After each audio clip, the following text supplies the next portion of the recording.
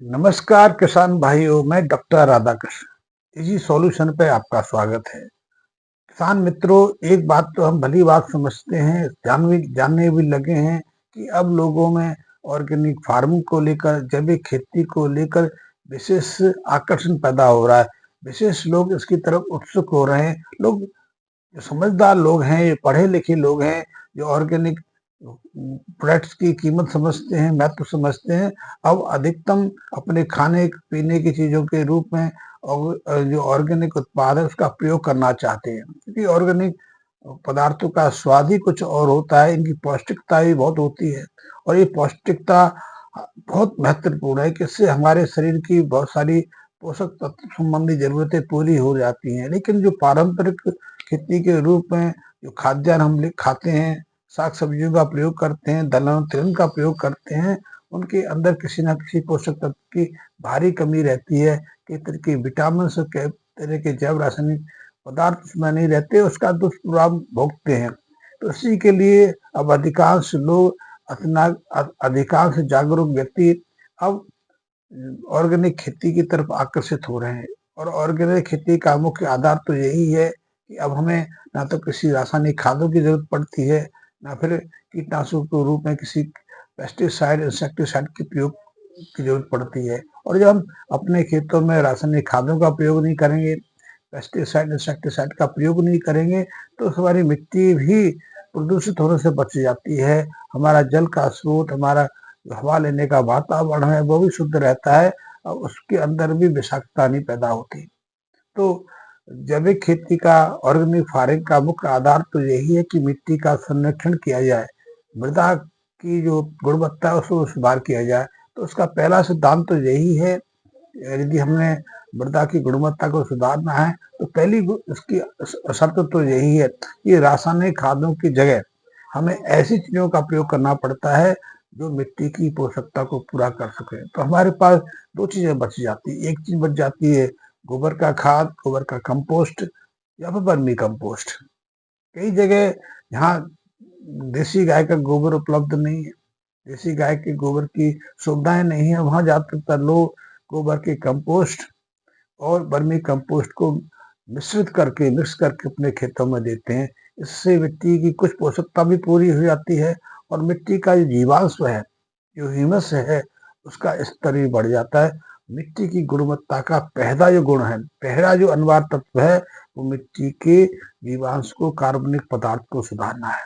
जब मिट्टी का जीवांश सुधरता है, ह्यूमस में वृद्धि होती है, तो निश्चित रूप से उसकी ऑर्गेनिक कार्बन है, उसकी दर बढ़ जाती है। और ऑर्गेनिक कार्बन पर ही हमारी मिट्टी का स्वास्थ्य निर्भर करता है। यही ऑर्गेनिक कार्बन, जो सूक्ष्म जीवाणु हमारी मिट्टी के अंदर होते हैं, मृदा की जो प्राण शक्ति है, उसका मुख्य आधार यही ऑर्गेनिक कार्बन है। क्योंकि इन्हीं ऑर्गेनिक कार्बन के माध्यम से हमारे जो मित्र जीवाणु हैं वो संवर्धन कर पाते हैं, अपनी संख्या को बढ़ा पाते हैं। और जब उनकी संख्या बढ़ती है, उनका संवर्धन होता है, तो बहुत सारे मूल्यवान जैव रासायनिक तत्व हमारी मिट्टी को मिलते हैं। मिट्टी से इसकी गुणवत्ता में सुधार होता है, मिट्टी के जो उपजाऊपन की क्षमता है उसमें वृद्धि होती है। तो ये ऑर्गेनिक कार्बन बहुत महत्वपूर्ण है और इस ऑर्गेनिक कार्बन के लिए मिट्टी के अंदर हमें कार्बनिक पदार्थ मिक्स करना बहुत जरूरी है। और इसके लिए हम गोबर की खाद का प्रयोग करते हैं, वर्मी कंपोस्ट का प्रयोग करते हैं, या फिर हम इसके लिए फसल अवशेष का बहुत महत्व रखते हैं। फसल अवशेष के माध्यम से भी हम अपनी मिट्टी की जो जीवांश क्षमता है उसमें वृद्धि कर सकते हैं। और यदि हम फसल अवशेष की बात करते हैं तो फसल अवशेष सिर्फ फसलों के बचे हिस्से ही नहीं है, कुछ और भी चीजें हैं। जैसे कि इसमें सबसे पहले तो हमें फसल चक्र को ध्यान में रखना पड़ता है कि एक ही फसल के माध्यम से यदि हम अपने खेतों में एक ही तरफ की फसल को रिपीट करते करते करते हैं, तो उससे मिट्टी के उपजाऊपन में गिरावट आती है, क्योंकि वो फसलें उन्हीं पोषक तत्वों को अधिकतम मात्रा में सोखती हैं। तो इससे मिट्टी के अंदर क्षरण होना शुरू हो जाता है। लेकिन जब एक फसल की जगह फसल चक्र के रूप में बदलते रहते हैं, फसलों का चक्र, तो उससे हमारी मिट्टी के अंदर एक विविधता आ जाती है, क्योंकि हर पेड़ पौधे की जड़ में कुछ विशेष सूक्ष्म माइक्रोब्स रहते हैं। और ये सूक्ष्म माइक्रोब्स उस पौधे के लिए अपना भोजन स्वयं बनाने में मदद करते हैं, सहायता करते हैं। इनमें एक गुणवत्ता और रहती है, सूक्ष्म जीवाणु में एक विशेषता और रहती है। ये बहुत सारे जो मिट्टी के पोषक तत्व हैं उनको मोबिलाइज करते हैं, सक्रिय करते हैं, उनकी उपयोगशीलता में वृद्धि करते हैं। तो इसका भी गुणवत्ता इसमें आ जाती है। तो मिट्टी की गुणवत्ता को सुधारना है, उसकी पहली शर्त है कि मिट्टी में ह्यूमस की दर बढ़ी जाए, ह्यूमस के अंदर ऑर्गेनिक कार्बन की वृद्धि की जाए। और ये ऑर्गेनिक कार्बन की जो दर है, इसी पर मिट्टी की उपजाऊपन की क्षमता डिपेंड करती है कि जिस मिट्टी के अंदर ऑर्गेनिक कार्बन का स्तर जितना कम रहता है, उसकी उपजाऊपन घट जाता है। तो हम यदि मिट्टी का जो ऑर्गेनिक कार्बन का स्तर बढ़ाना चाहते हैं, तो उसके लिए हमें मिट्टी के अंदर फसल अवशेष या फिर गोबर की खाद या फिर फसल चक्र का प्रबंधन करके हम उसकी जीवांश क्षमता में वृद्धि कर सकते हैं, ह्यूमस की दर बढ़ा सकते हैं। ये मिट्टी के अंदर ह्यूमस की दर बढ़ती है, ऑर्गेनिक कार्बन का स्तर बढ़ता है, तो मिट्टी के अंदर पलने वाले बहुत तरह के जो सूक्ष्म जीव है वो भी सक्रिय हो जाते हैं, उनके अंदर भी संवर्धन की गति बढ़ जाती है। और जब ये सूक्ष्म सूक्ष्म जीवाणु संवर्धन करते हैं, अपनी संख्या बढ़ाने का प्रयास करते हैं, तो इसके दौरान बहुत सारे ऐसे जैव रासायनिक पदार्थों का निर्माण करता है जो मिट्टी की उर्वरक क्षमता में वृद्धि करने में अपना सहयोग देते हैं। तो ये एक चक्र इससे निर्मित हो जाता है। दूसरा, मिट्टी का ह्यूमस बढ़ता है, मिट्टी के अंदर ऑर्गेनिक कार्बन की क्षमता में वृद्धि होती है, तो उसका एक प्रभाव और भी पड़ता है। वो प्रभाव ये है कि इससे मिट्टी की पानी को सोखने की क्षमता में वृद्धि होती है। जब हम ऐसी मिट्टी में फसल लेते हैं, कोई पौधा लगाते हैं, कोई वृक्षारोपण करते हैं, तो उसको वो भी कम मात्रा में सिंचाई की जरूरत पड़ती है। तो मिट्टी की यदि गुणवत्ता वृद्धि करनी है तो हमें उसकी ह्यूमस का स्तर बढ़ाना है। ह्यूमस के स्तर बढ़ाएंगे तो उससे दो चीजें सीधे सीधे हो जाती हैं। पहली तो ये मिट्टी के अंदर माइक्रोब्स की जो गुणवत्ता माइक्रोब्स की जो संख्या की वृद्धि है वो होने शुरू हो जाती है। और इस मल्टीप्लिकेशन की गतिविधि में बहुत सारे माइक्रोब्स मृत्यु को प्राप्त हो जाते हैं, क्योंकि माइक्रोब्स का एक जीवन स्तर है। माइक्रोब्स अधिकतम 13-14 मिनट तक डेवलप रहते हैं, जिनकी हर 13-14 मिनट के अंदर उनकी एक नई जनरेशन आती रहती है। तो इस आधार से प्रत्येक मिनट के चक्र में करोड़ों की संख्या में सूक्ष्म माइक्रोब्स मृत होते हैं, करोड़ों की संख्या में नए सूक्ष्म जीव पैदा होते हैं। तो जो सूक्ष्म जीव मर जाते हैं, उन्हीं की मृत शरीर से ऑर्गेनिक कार्बन का निर्माण होता है, और यही ऑर्गेनिक कार्बन दूसरे जो सूक्ष्म जीव है उनके लिए आधार का मुख्य भोजन का मुख्य आधार बनता है। तो एक तो ये हो जाता है कि इसे कार्बनिक ऑर्गेनिक कार्बन के स्तर वृद्धि होती चली जाती है, सूक्ष्म माइक्रोब संख्या बढ़ती चली जाती है। दूसरा कि मिट्टी की जो जल धारण क्षमता है उसमें सुधार होता जाता है। तो यदि मृदा की गुणवत्ता सुधारना है तो मिट्टी के अंदर हमें जीवांश की क्षमता वृद्धि करने की जरूरत होती है। इसके लिए फसल चक्र भी अपनाते हैं। फसल चक्र के अलावा हम इसमें बहुफसलीय फसलों को महत्व देते हैं।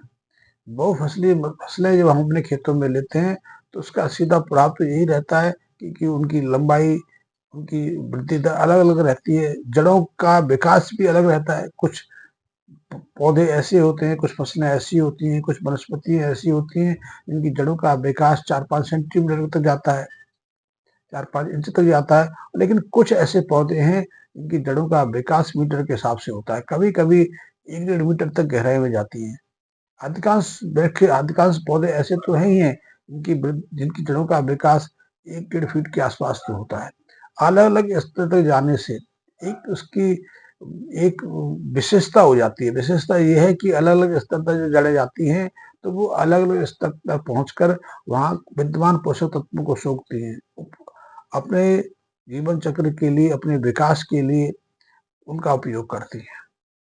तो अधिक गहराई से जिन पोषक तत्वों को हमारे पौधे, हमारी वनस्पति ग्रहण करती हैं, उन्हें अपने पत्तों में, तने में संचित कर देती हैं, एकत्रित कर देती हैं। और जब पत्ते झड़ते हैं, तना टूटते हैं, गलते हैं, झड़ते हैं, मिट्टी में मिश्रित होते हैं, तो अधिक गहराई के पोषक तत्व मिट्टी की ऊपरी परत में आ जाते हैं। इससे मिट्टी की पोषकता में सुधार होता है और जिन पोषक तत्वों की कमी होती रहे जा रही है, ये जो पोषक तत्व मिट्टी की गहराई में चले गए हैं, वो मिट्टी की ऊपरी परत में आ जाते हैं। तो एक तो यही हो गया कि जब फसल चक्र अपनाते हैं, बहुफसलीय चक्रों का बारंबार प्रयोग करते हैं, तो उसके माध्यम से हमारी मिट्टी को जरूरी की जो पोषक तत्व हैं, जो उसकी मात्रा घट रही है, वो ऊपरी परत में आ जाते हैं। बहुफसलीय जो वृक्ष हैं, बहु बहुफसलों का हम यदि प्रयोग करते हैं, उसका एक लाभ और भी मिलता है कि ये अलग अलग अवधि के हिसाब से पकती हैं, अलग अलग अवधि के हिसाब से ये वन यापन करती है। कुछ 2-3 महीने में मुरझा जाती है, सूख जाती है, फसल दे के समाप्त हो जाती है, तो उनके शरीर से भी काफी मात्रा में जो फसल अवशेष है, जो कार्बनिक पदार्थ है, मिट्टी को मिल जाता है। और कुछ ऐसी फसलें हैं जो 8-9 महीने, 1-1 साल तक समय लेती हैं, तो उनको उनके शरीर के अंदर वो पोषक तत्व लंबी अवधि तक रहते हैं। लेकिन जब वो सूख जाते हैं, जब उनका जीवन चक्र पूरा हो जाता है, तो उनके फसल अवशेष से मिट्टी को और पोषक तत्वों का लाभ मिलता है। तो हमें यदि ऑर्गेनिक खेती में सफल होना है, ऑर्गेनिक खेती की सफलता को आगे बढ़ाना है, तो पहले तो जो मृदा की गुणवत्ता है, उस पर ध्यान देने की आवश्यकता है। दूसरा, जिस खेत में हमें फसल लेनी है, जिस खेत को हमें तैयार करना है, उसकी एक बात पर और ध्यान देने की आवश्यकता है कि बरसात का पानी जो है, उससे बह के ना जाए। क्योंकि जब बरसात पड़ती है, तो काफी मात्रा में पानी बह जाता है। जब मिट्टी को हमने उपजाऊ बना लिया, मिट्टी की गुणवत्ता में सुधार कर लिया, तो निश्चित है कि बरसात का काफी पानी उसके अंदर जाना शुरू कर देता है। क्योंकि जिस मिट्टी में ऑर्गेनिक कार्बन की मात्रा अच्छी है, जीवांश की मात्रा अच्छी है, ऐसी मिट्टी में जल सोखने की, जल धारण करने की क्षमता भी ज्यादा आ जाती है। तो ऐसे में जैसे ही बरसात का पानी गिरता है, तो तत्क्षण धीरे धीरे मिट्टी की गहराई में प्रवेश कर जाता है। तो मिट्टी को बहाए ना, मिट्टी से पानी इधर उधर ना जाए, फैले ना। तो दूसरी जो ऑर्गेनिक खेती की जो अनिवार्यता है, वो मिट्टी की सीमाबंदी करना, मेड़ बनाना। ऑर्गेनिक खेती के लिए मेड़ का प्रबंधन बहुत जरूरी है। मेड़ का एक तो यही है कि जल का मात्रा है, बहे ना। जल जब बहता है, तो काफी मात्रा में ऊपरी परत से, मिट्टी की जो ऊपरी परत है, कार्बनिक पदार्थ के साथ में बहुत सारे जो सूक्ष्म पोषक हैं, उनको अपने साथ बाहर ले जाता है, मिट्टी की उर्वरता में गिरावट करता है। तो मेड़ बांधना बहुत जरूरी है। और जब मेड़ का प्रबंधन करते हैं, तो उस पर वृक्षों को लगाना भी जरूरी है। वृक्ष बहुत महत्वपूर्ण है। वृक्षों से हमारी ऑर्गेनिक फार्मिंग को कई फायदे मिलते हैं। पहला फायदा तो यही है कि मिट्टी पर ऐसे पेड़ों को भी लगा सकते हैं, मेड़ों पर, जिनकी जड़ें अधिक गहराई तक जा सकती है। इसीलिए हमारे यहाँ प्रचलन था, जब हम एक तरह से प्राकृतिक रूप से ऑर्गेनिक खेती करते थे, जैविक खेती करते थे, जब हम रासायनिक खादों का प्रयोग नहीं करते थे, तो तब हम अपने खेत में कई तरह के पेड़ों को, वृक्षों को लगा के रखते थे। सामान्यतः हम पुराने समय में नीम के पेड़ लगा के रखते थे, जामुन के पेड़, आम के पेड़, अमरूद के पेड़ लगा के रखते थे, कई जगह नींबू के पेड़ लगा के रखते थे। गूलर का पेड़ भी हम सामान्यतः प्रयोग करते थे। इसी तरह शीशम का पेड़, कुछ और चीजों को पेड़ भी हम प्रयोग करते रहते थे। कई किसान मित्र तो ऐसे थे जो अपने खेतों में बेर के पेड़ लगाते थे। झरबेरी के पेड़ तो लगते ही लगते थे। सामान्य जो बेर के पेड़ है, उनका भी हम उपयोग करते थे। साथ ही सहजन का भी उपयोग। ऐसे ऐसे पेड़ हैं जो बहुत महत्वपूर्ण है। इन पेड़ों को लगाने की एक विशेषता यह भी है कि ये वातावरण के तापमान को, या आंधी तूफान की जो तीव्र हवा है, उसके प्रकोप को कम करने का प्रयास करते हैं। ये फसल खड़ी हुई है, तो फसल लेटे ना, तीव्र गतिमान हवा का प्रभाव उस पर ना पड़े, आंधी तूफान को हमारी फसलें सह लें, तो उसके लिए भी ये वृक्ष बहुत महत्वपूर्ण है। दूसरा, वृक्षों की जो शाखा है, जो सूर्य का जो तापमान है, उसको, उसकी तीव्रता को कम करती है, वातावरण के जो तापमान है उसको नियंत्रित करने का प्रयास करती है। कि आजकल देखा गया है कि जब हमने वृक्षों को अपने खेतों समाप्त कर दिया, उसके पीछे कई कारण थे, लेकिन जब से अपने पेड़ों को, अपने वृक्षों को अपने खेतों से हटा दिया, तब से खेतों का तापमान भी सामान्य तापमान की तुलना में 1.5 से 2 गुना बढ़ गया है। और तापमान बढ़ता है तो उसका प्रतिफल भी, उसका परिणाम भी किसानों को अपनी पैदावार पर भोगना पड़ता है। इससे एक सीधे सीधे तो आसपास जो बायोडायवर्सिटी होती है, सूक्ष्म कीट होते हैं, चिड़िया होती हैं, दूसरे जीव होते हैं, वो वहाँ रहना निवास करना छोड़ देते हैं। लेकिन ये कीट पतंग, ये पक्षी हैं, ये चिड़िया, ये बहुत महत्वपूर्ण है, क्योंकि ये बहुत सारे कीड़ों को ये फसलों में लगते हैं। बहुत सारी टिड्डियाँ हैं, बहुत सारी इल्लियाँ हैं, बहुत सारे कीट हैं जो हमारी फसलों पर प्रकोप के रूप में सामने आती हैं, जो फसलों पर कई तरह के नुकसान के लिए कारक बनती हैं।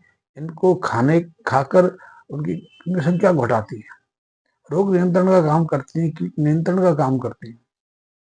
लेकिन जब से हमने अपने खेतों पर वृक्ष लगाने छोड़ दिए, वृक्ष को हटाना शुरू कर दिया, एक तरफ तो तापमान में वृद्धि हुई, दूसरा जो रोग कीट हमारी फसलों में जैसे हमें सुरक्षा मिल जाती तो इनका प्रकोप भी बढ़ गया। तो यदि हमें वातावरण के तापमान को नियंत्रित करना है, क्योंकि इसका आपको फल भी पड़ रहा है। अध्ययन तो यहाँ तक कहते हैं कि जिन जिन क्षेत्रों का तापमान 2 से 2.5 डिग्री बढ़ा है, वहाँ की फसल की जो पैदावार है 30 से 50% घटी है। हिमाचल प्रदेश में, उत्तराखंड में, कश्मीर में, वहाँ के किसान तो इस चिंता को लेकर परेशान है। तापमान बढ़ने से न केवल वहाँ ठंड घटी है, स्नोफॉल घटी है, बारिश कम बारिश का प्रकोप बढ़ा है, साथ ही जो वहाँ की मुख्य फसलें होती थी जिसमें सेब था, दूसरे सेब था, बादाम था, काजू थे, अखरोट थे, ऐसी कई फसलें जो ठंडे प्रदेश में होती है, उनकी उत्पादकता में बहुत कमी आई है।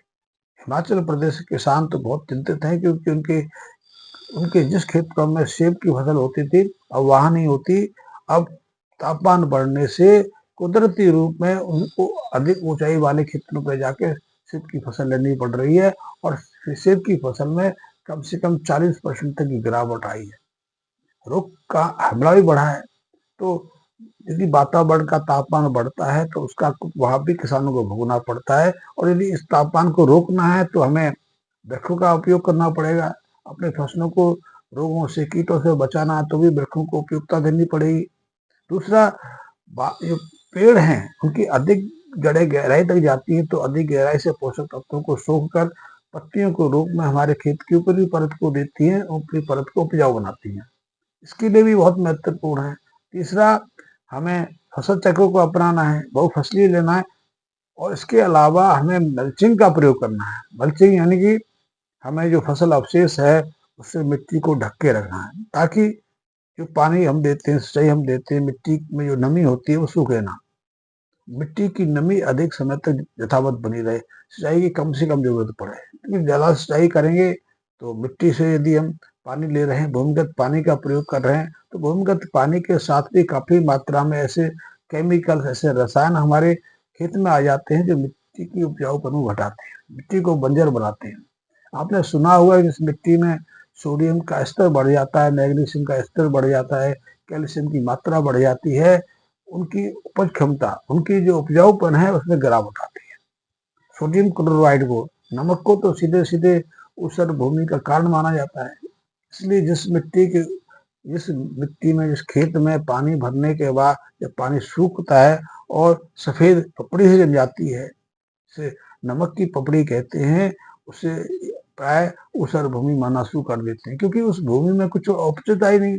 आप बीज फेंकते हैं तो अंकुरित नहीं होता है, और इसीलिए ऐसी भूमि का विस्तार पूरे देश में हो रहा है। आपने देखा होगा कि जिस खेत में हम बुवाई करते हैं तो वहाँ कुछ स्थान तो ऐसे होते हैं फसल की पैदावार अच्छी रहती है, बढ़ोतरी बढ़ो भी ग्रोथ भी अच्छी होती है, लेकिन कुछ उसी खेत में ऐसी जगह बन जाती हैं, यहाँ जो आपने बीज डाला है वो उपजता है नहीं, उसका विकास ही नहीं होता है, क्या होता है तो उनकी ग्रोथ रुक जाती है। तो ऐसी मिट्टी ऊसर भूमि के स्तर पे आती है, और ऐसी भूमि के पीछे मुख्यतः ये sodium chloride, magnesium carbonate, calcium carbonate, magnesium sulphate आदि रासायनिक जिम्मेदार रहते हैं। तो यदि हमें मिट्टी की उस ऊसरता को रोकना है तो भी हमारे लिए जरूरी है कि कम मात्रा में सिंचाई करें। हम बरसात के पानी पर निर्भर रह सकते हैं, लेकिन भूमिगत जो जल स्रोत पर हम यदि ज्यादा निर्भर रहेंगे तो मिट्टी की गुणवत्ता को हम तेजी से खोते चले जाएंगे। तो उससे बचना है तो हमें हमें बरसात के पानी को तो रोकना है, भूमिगत जल के स्रोत को कम से कम मात्रा प्रयोग करना है। और आपने अनुभव किया हो या अध्ययनों से बात क्लियर हो चुकी है, जिन क्षेत्रों में सिंचाई के माध्यम से हमने ज्यादा मात्रा में भूमिगत जल का प्रयोग खेती बाड़ी के शुरू किया है, वहाँ की उपज में, वहाँ की पैदावार में बहुत तेजी से गिरावट आई है।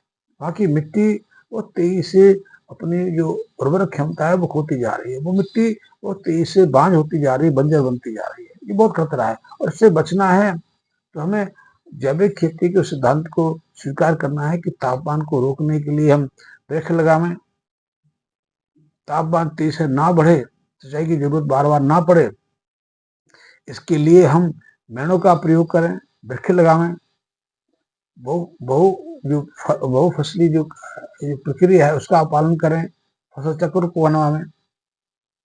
और जब हम अपनी मिट्टी के अंदर ह्यूमस का दर बढ़ाते हैं तो उससे माइक्रोब्स की संख्या ही नहीं बढ़ती, मिट्टी के अंदर जो सूक्ष्म केचुए होते हैं, जो गुबरैल होते हैं, इनकी संख्या भी बढ़ती है।